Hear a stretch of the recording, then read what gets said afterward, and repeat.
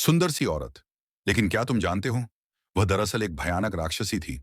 सदियों की साधना के बाद उसने एक औरत का रूप धारण किया था।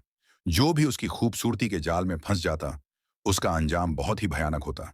लेकिन इस बार किस्मत ने उसके सामने एक ऐसी योद्धा को खड़ा किया, जिसका नाम था यीवान। यीवान जैसे ही वह पास पहुंची, उसके साथी ने संदूक का एक गुप्त बटन दबाया और अचानक कई रस्सियां निकलकर उस राक्षसी को बांध गईं। पल भर में वह सुंदर राक्षसी कैद हो गई।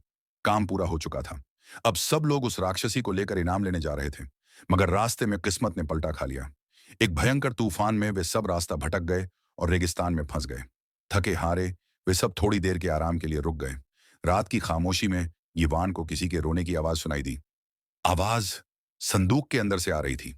जब उसने ढक्कन खोला तो वह हैरान रह गई। दिन में जो भयानक राक्षसी थी, अब वह एक बेहद खूबसूरत औरत बन चुकी थी। औरत की आंखों में मासूमियत देखकर इवान का दिल पिघल गया। वह उसे आजाद करने ही वाली थी कि अचानक चुड़ैल लीसा वहां आ पहुंची। उसने फौरन संदूक बंद किया और इवान को भी उसके अंदर कैद कर दिया।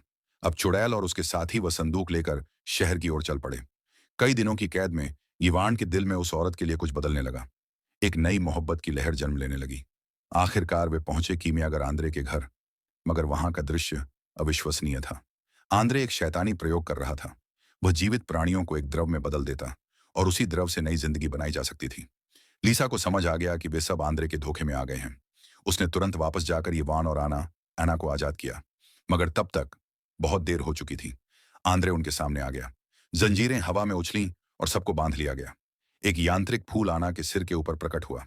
यीवान समझ गई, आंद्रे आना की जीवन शक्ति को अल्केमिकल लिक्विड में बदलना चाहता था।